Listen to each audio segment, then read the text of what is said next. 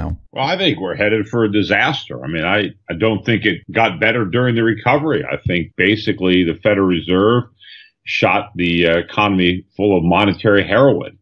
And as a result of that, we took on more debt. We spent more money. We dug ourselves into a deeper hole. Instead of solving the problems that caused the 2008 financial crisis, we just found a way to paper over the problems and actually make them worse.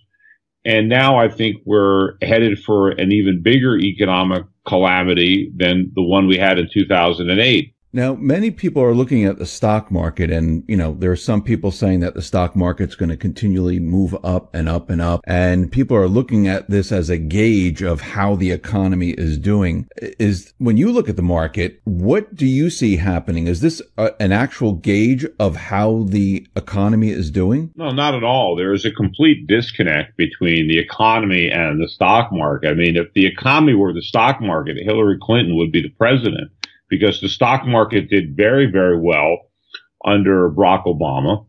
But the public, did not vote, for Hillary because of the fact that the economy was bad and people wanted change. I think that the strength of the stock market is actually a byproduct of the very policy that is helping to undermine the real economy. One of the reasons the economy is so weak is because the stock market is strong, because what's causing the market to be strong is the cheap money policies from the Fed. So it's artificially low interest rates and quantitative easing that fueled the stock market bubble. But those are the same policies that undermined real economic growth. It really was a transfer of wealth from Main Street to Wall Street. Instead of having savings and productive capital investment, we had debt and rampant speculation. So none of this is good for the economy, but it can make some people wealthier on paper if you happen to own the financial assets. And I think it's a mistake for Donald Trump to constantly tout the record highs in the stock market as some kind of validation of his policies and to claim credit for the stock market going up, because we know the stock market at some point is going to come down. And, you live by the market, you die by the market. And I think Trump should be distancing himself from this market. I liked him better as a candidate. He said it was a bubble. He was right then. It was a bubble and it will pop. Why do you think he's out there saying, hey, look at the stock market, look how great it's doing? Why do you think he changed? Well, because he can't resist. I think he's getting some very bad advice, but, he wants to claim credit for it. He's, a marketer. He's a salesman. And so he's working with what he's got. So, when he was a candidate, he was talking about the bubble. But now that it's his bubble, he wants to redefine it as a bull market, and he wants to claim credit for it. Just like he is bragging about the low unemployment rate. Well, when he was a candidate, he said the low unemployment rate was nonsense, that it was meaningless, it was phony statistics.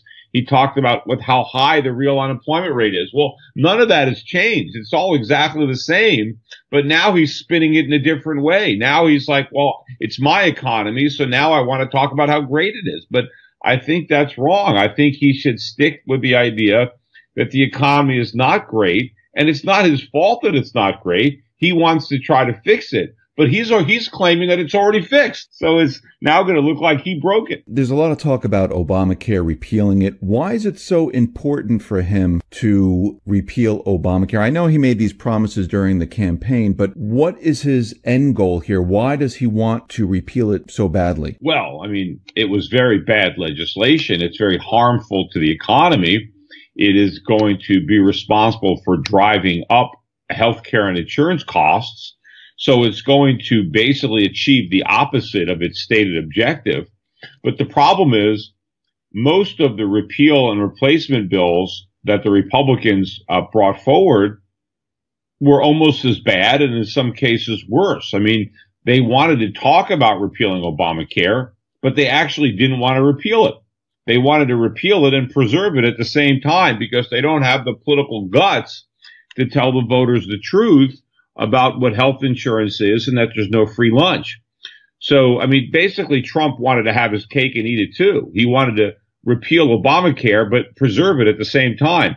he wanted to tell people that they didn't have to buy expensive insurance if they didn't want to, but that if they were sick, they could buy insurance for the same price as they could buy it when they were healthy, which of course is great for the consumer because it means that there's no reason to buy insurance. I mean, why would any healthy person buy health insurance if they could just wait until they get sick? And then if they need it, buy it for the same price as if they had bought it when they were healthy. I mean, that's, that basically destroys the reason to buy insurance in the first place. So it's great for the consumer, but ultimately it's lousy for the consumer because it destroys the insurance industry. And if the insurance industry can't make a profit, then there's no insurance.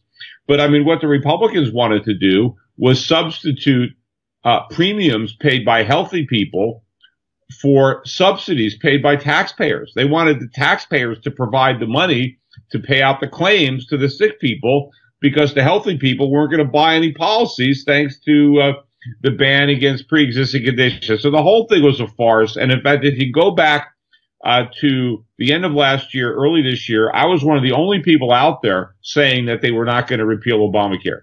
I said, I think it's going to stay. I don't think they're going to be able to repeal it. And I was right because I understood what Obamacare was. And I saw the inconsistency in what the Republicans were claiming because they wanted to preserve the ban against discriminating based on pre-existing conditions. Well, the minute they staked out that position, they were doomed because you can't repeal Obamacare without repealing that.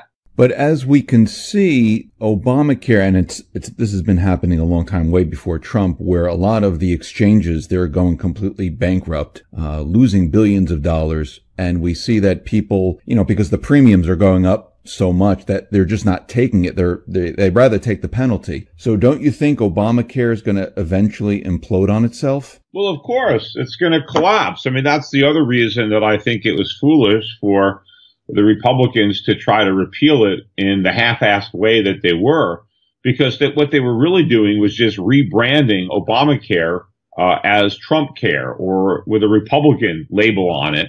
And so when it collapsed, it would have been their fault. So I do think that John McCain actually, did them a favor because I think that leaving Obamacare as is and then letting it collapse is better than replacing it with something that also collapses. Because then the Democrats would be able to say, well, everything was fine until the Republicans came and screwed it up. So I think we gotta go down with this ship if we have any hope of making some real reform. I wanted to move on to the Fed and them raising rates right now and unwinding their balance sheet. And like you said previously, the economy is not doing that well. Nothing's really changed. Why has the Fed at this point decided, let's raise rates, let's unwind our balance sheet if they actually ever do it? Why did they decide to do this in an economy that's so weak? Yeah, and of course, you're right. They haven't actually done anything about shrinking their balance sheet. In fact, the balance sheet is still expanding. They're still reinvesting the interest in principal. So they haven't even, stopped growing the balance sheet, but they're still talking about shrinking it. But I think, one of the reasons that they've stepped up the pace, or maybe the only reason that they've stepped up the pace of rate hikes, because remember, before the election, before Trump was elected, the Fed raised rates one time while Obama was president, prior to the election. Since the election, the Fed has raised rates 3 times. And so the question is, why are they raising rates so much faster now under Trump than they were under Obama, when the economy is certainly no stronger today than it was then? And in fact, by most objective measures, the economy is weaker now, not because of anything Trump has done, but that was just a trajectory that we were on before Trump took office. The economy was weakening, the stimulus high was wearing off, and the hangover was going to set in. So the question is, why was the Fed so timid and so data dependent? And they just used the weak data as an excuse not to raise rates. And, why have they been raising? And, there's really only 2 possibilities. One is because the stock market is so strong. And you can say that, they really were market dependent, not data dependent. And so it's the stock market that is giving the Fed the confidence to raise rates. And the other explanation is that it's Trump. When Obama was president, the Fed wanted to help the economy, wanted to keep it propped up to make Obama look better. And they wanted to make it easier for Hillary Clinton to get elected. So they didn't want to be too aggressive with the rate hikes, knowing that that could tip the economy into recession. But once Hillary lost and Donald Trump won, I don't think Donald Trump has a lot of friends at the Fed. Certainly, he doesn't have a friend in Janet Yellen, and he's made it clear that he's probably not going to reappoint her. So at this point, they may feel, well, Trump is the perfect fall guy. We can raise rates, and if the economy falls apart and the market falls apart, people aren't going to blame us. They're going to blame Trump. So it could be politics or it could be the market. There's no way to know for sure. And it could be a combination of both. When you were predicting the credit crisis and the housing market falling apart back in 2005, 2006, 2007, they were raising rates back then during that period. And then all of a sudden they stopped and they started bringing them down. Do you see similarities right now that they're doing the same exact thing where the first similarity is that they slashed rates in the first place? The problem for the housing market was not that they raised rates. The problem was that they lowered them in the first place. And if anything, they raised rates too slowly.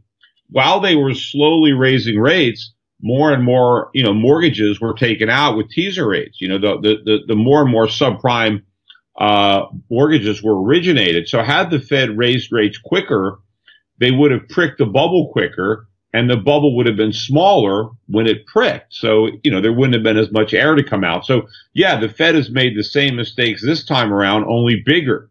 This time they left interest rates lower for longer. And this time they're normalizing them at a much slower pace. So they inflated a much bigger bubble when they were cutting rates and keeping them down. And they've allowed it to expand because of an even slower pace of increase. But ultimately, we're heading for the same type of disaster, except the one that's coming is going to be much larger than the one we had in '08. Now, why do you say it's going to be much larger? What are you looking at to say that, things are going to be a lot worse than they were back in '08? Well, the bust is proportionate to the boom, or not necessarily to the size of the boom, but to the amount of artificial stimulus required to create it. So an analysis would be just a drug use. If you use a lot of drugs and then, you go through withdrawal, right? Then, you have a certain, your hangover, or maybe just alcohol. Maybe that's easier for most people to relate to. If you get a little bit drunk, maybe you're a little bit hungover. But if you get completely plastered, then you're thrown up in the toilet bowl and you have the dry heaves and, you're really, so, the more alcohol you drink to get drunk, the worse it is when you have the hangover. So, you look at what we did in 2000, what we did to inflate the housing bubble. We had interest rates at 1% for about a year. And then over the course of 2 years, we raised them back up to 5%. And that was enough to do the housing bubble, right? Or a year and a half at 1%, and then, a couple of years to raise them. Here we had 0% for 8 years. We had 3 rounds of quantitative easing. And then we finally started to raise rates, but we only have them back at 1% right now. We've only managed to raise them to the level that we slashed them to in, 2002. So this is much more, stimulus. A much bigger dose of this, monetary heroin than we had last time. And so the distortions, it's the artificially low interest rates that distort the economy. And when rates go up, the market tries to repair the damage that was done, all the malinvestments and misallocations of resources. And so the Fed has done far more damage. We have a lot more debt now than we had back then. We have, corporations have more debt. Households have more debt. Now, you have to take out mortgage debt, because if you count mortgage debt, you can't see the big increase in household debt. But that's because home ownership is at a 60-year low. So a lot of people don't have houses anymore. So obviously they don't have mortgages. But they still have to pay rent. and rents have been going up. But meanwhile, we have record credit card debt, record student loans, and record auto debt. So the public is loaded up with debt. The government, the federal government, has a $20 trillion debt. That's an all-time record. Also, individual states are loaded up with debt. So every aspect of our economy is loaded up with much more debt than we had in 2008. And all the banks that failed because they had too much debt have even more debt now, right? All those too big to fail banks are much bigger today because we bailed them out, and they have much more debt, and they're much more vulnerable to increasing rates than they were back then. So, all the problems that created that crisis are many times worse. So we're talking about an economic event that is, larger by an order of magnitude than the '08 crisis. And, that one gave us the worst recession since the Great Depression. This one will probably give us the worst recession, including the Great Depression, which means, I guess we'll have to call it the Greater Depression. If it's going to be worse than the Great Depression, we probably can't call it a recession. Peter, I'm going to ask you this question because a lot of people, they continually say this. We've been through this economy for 8 years now, and people say, well, yeah, you talk about how things are getting worse, and nothing has happened yet. What do you say to these people that are looking at the economy, who are feeling like everything is fine, there's euphoria in the market, and we, you, myself, and others are continually telling everyone that there's problems in the economy, but nothing has happened yet. What do you say to those people? Not true. I mean, Donald Trump is president. I mean, how did he get to become president? Because everything is great? Because, people are satisfied? I mean, Donald Trump won a lot of blue-collar voters, a lot of Democrats who had been voting for Clinton, for Obama, voted for Trump. Why were so many blue-collar workers, if things are so great, why did they cross party lines? Why did they vote for Trump? I mean, I would say that his election is pretty good proof that things are not doing as well as people believe. Also, look at retail. Retail sales are collapsing. This is the worst year for store closures and bankruptcies, including 2008, 2009. And this is not just because of Amazon. I mean, Amazon's been around for almost 20 years. Why all of a sudden are all these stores just, closing down? People are broke, and, you look at the number of people on food stamps, on disability. I mean, these are still near record highs. I mean, we're not that far below the peaks, from the depths of the Great Recession. So why didn't all these people, get off of welfare, get off of food stamps? Why are they still on the dole? Look at the labor force participation rate. It collapsed. I mean, why are so few people actually in the workforce? If we've had this great economy, why haven't we created good jobs that would entice people back into the workforce? They're not. I mean, and why are so many people working part-time jobs, not instead of full-time jobs? Why do so many people have 2 and 3 jobs? Why are a record number of people in their 70s and 80s still working? Why can't they retire? Why are they forced to work? So all this is a sign that the economy is weakening, not strengthening. Is there any way to reverse this? Can Trump, he made a lot of promises during his presidency when he was campaigning, and then after he was inaugurated, where he says, oh, this manufacturer is bringing jobs back, that jobs, those are coming back. He continually did this. I mean, it was great press, but is there a way that he can possibly reverse all of what has been done? Yeah, there is a way, but politically it's a very treacherous road that nobody wants to go down. I mean, it's nothing that the government can do.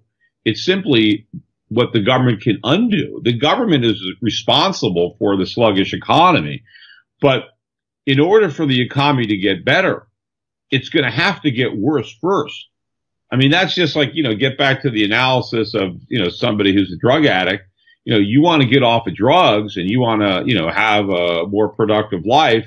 You're going to go through rehab. I mean, things are going to get worse before they get better. I mean, that's the case, for a lot of people. I mean, even if you're an individual, if you've been spending too much and you're broke, what do you have to do? You gotta cut up the credit cards. You gotta ratchet down your lifestyle. You gotta start saving more. You gotta work harder. So things things are going to have to get darker before they get brighter. And therein lies the political problem, because nobody wants to advocate that. Nobody wants to level with the public about the fact that it's going to have to get worse before it gets better. They want to promise immediate relief. It's almost, like, somebody selling, a weight loss system. I mean, you can sell a lot more if you just promise, hey, rub this cream on your thighs and the fat's going to go away, right? You don't have to exercise. You don't have to diet. That's what the public wants, a gimmick, a quick fix, right? What Trump has to say is, no, that's not going to work. There is no quick fix. We have to go on a diet. We have to exercise. But if we do this stuff, then we're going to have, a good result down the line. But yes, no pain, no gain. Well, that applies to the economy. No pain, no economic gain. But again, nobody wants to be the bearer of bad news. Nobody wants to acknowledge the pain. So that here we are, right? We just continue to rub, cream on our thighs and expect the fat to go away, but it doesn't. And if we keep eating and we don't exercise, we just get fatter and fatter. You mentioned the banking system before. The Fed, did their stress tests, and they're saying that the 34 banks, they passed the stress test. The banks are strong, but we see what's happening in Europe. Banco Popular and many other banks, they're in trouble. We see bailouts or bail-ins, whatever they want to call them. How strong are the banks right now? Can they weather this storm? Well, I don't think the banks are very strong. I mean, I'm very suspicious of the banks, because the banks have really, been propped up with low interest rates. And, a lot of people are optimistic that as rates go up, they think it's good for the banks because they think, the banks will get a better spread, right? They're going to earn more on their deposits. But I keep looking at the other side of it. What happens to the value of their financial assets when interest rates go up? What happens to the viability of the loans that were made when interest rates are low? What happens if a lot of the people who borrowed money can't afford to pay it back in a higher interest rate environment? What happens if the collateral that they pledged for their loans loses value in a higher interest rate environment? So what happens if the banks end up with massive losses? And of course, how are the governments going to bail these financial institutions out if they're also trying to tighten monetary policy at the same time? So there are a lot of problems. That's why I don't own any of these banks. I mean, I don't have any investments in the financials anywhere in the world. I've just been avoiding them. And, obviously they've done okay, and, and so I would have been okay if I would have bought them. But yeah, the financials did okay in 2006, 2007, but they got decimated. I wanted to switch over to gold and silver, the precious metals market. And, we've been seeing gold and silver. They really haven't moved for many years. To me, it seems like they're keeping them at this one level. Even though the dollar is declining or moving up, it doesn't make a difference. It doesn't really matter what the economy or the stock market. It seems like gold and silver, they really don't move anywhere. What is your take on what is happening in the precious metals market? Well, you remember, we had a very, very big run in the metals market that began really in 2001 when the Fed started cutting rates, initially under Greenspan after the dot-com bubble burst. And so then we had gold move from, under 300 to 1,000. Then it pulled back in 2008 to about 700. Then it went from 2008 to 2011 up to around 1,900. So you had a move from 300 to 1,900, really a six-fold increase in the price of gold. Very, very big run in about a decade. Then we had a 3-year decline in the price of gold. And we bottomed out in December of 2015 when the Fed raised rates for the first time. We bottomed out at 1,050. Here we are, a year and a half later, we're at 1,270. So gold is now starting to recover. It hasn't quite broken out yet, but I think it's built a nice base. It's built a good consolidation. I think the lows are in. I don't think we're going to go back down to 1050. And I think once we break above maybe 1350, 1400, we're off to the races and we're going to go take out the highs. So, gold has made a big move, and I think it's consolidating, getting ready to make an even bigger move. But, people, lose patience. They expect, immediate results, and markets don't generally work that way.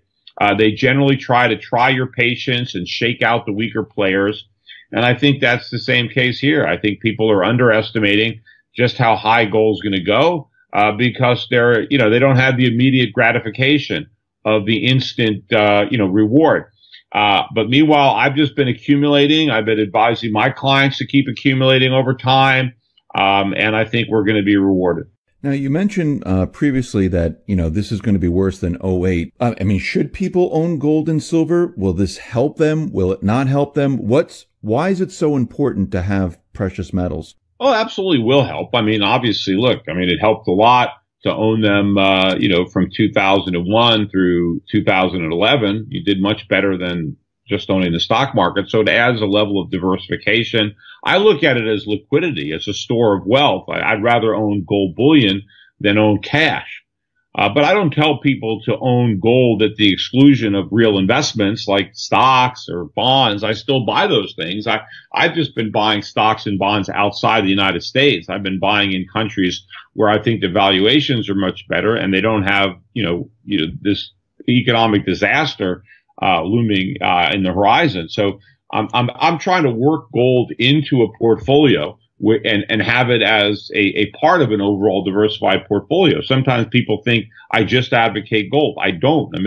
Most of what I tell people to do for their investments is actually in publicly traded stocks. We collect a lot of dividends on the stocks that we buy. So people have to keep their gold in perspective and understand what its role is in your portfolio. But, the typical asset manager or investment advisor doesn't recommend that their clients own any gold. And I think that's a mistake. Now, you mentioned that we're going to be heading to this period of time where it's going to be a lot worse than '08. When you look at what is coming, what do you see happening? Like, what parts of the economy are going to be a lot worse than '08? Like, what can people expect to see or happen, maybe to their pensions, to their savings, to jobs? What do you see happening?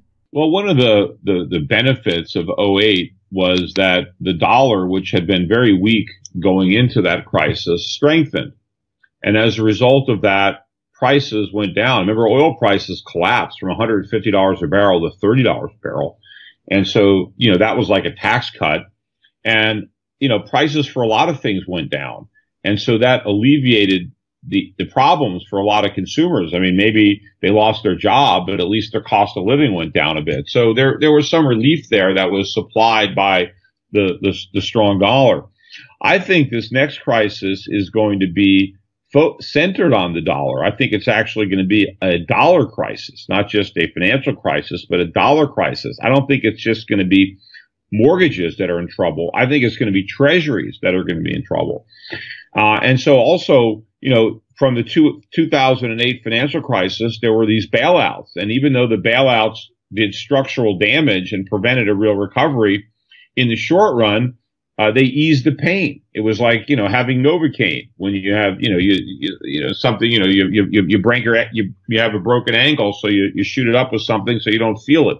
But then the problem is if you keep walking on it, you make it worse, which is what we did. But I don't think we're going to be able to do that. I don't think we're going to have the big bailouts next time, because I think it's going to be impossible, because it's going to be the U.S. government that needs the bailout.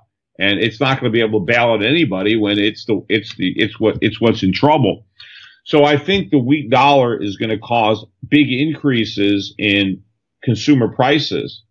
And so that is going to be a much more painful situation for average Americans, because not only are they going to lose their jobs in the next recession, but everything they need to buy is going to be a lot more expensive.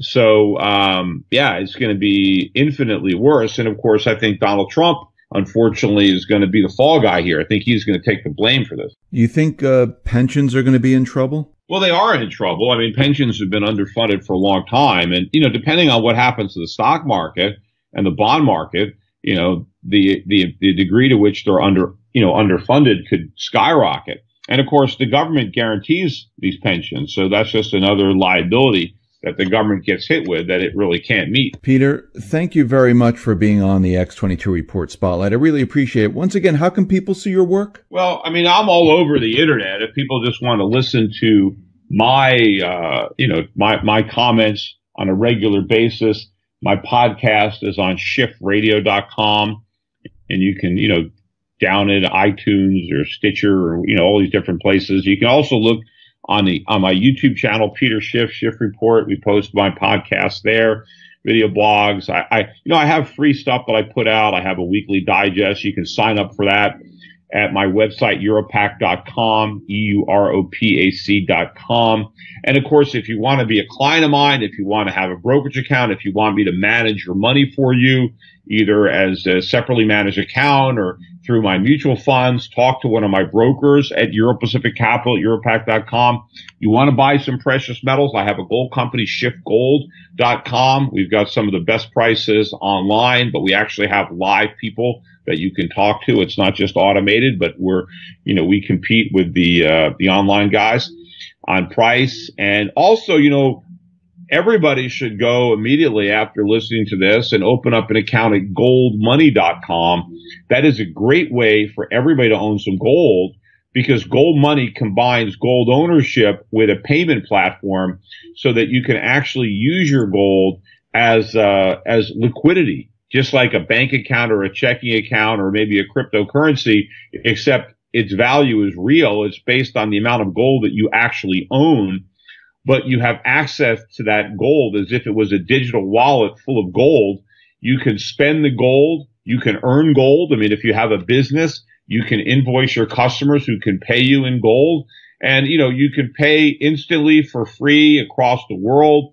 I could buy a pack of chewing gum and pay for it in gold. I can buy a car and pay for it in gold, right? I can buy small things, large things. I don't have to, chisel off a small piece of gold from my bar, right? It's, the company stores it, but they can, debit however amount of gold I need. So if I've got $5,000 worth of gold in my digital wallet and I want to buy something for $50, they'll just send the person selling it to me $50 worth of gold. And if the person selling it doesn't want gold, I can convert my gold into dollars, into Swiss francs, into British pounds, into euros, whatever currency they need. And I can send that instantly as well. Or I can use it. They'll give you a free debit card, MasterCard, and you can just use that card. And you can spend your gold, with anybody that accepts the MasterCard or Visa. So I think it's great. It's better than having a PayPal account because your money is in dollars. It's basically a way to save in gold, earn in gold, spend in gold. You put yourself on the gold standard. So, and it's the cheapest way to buy it. It's only 0.5% over spot to buy and sell it.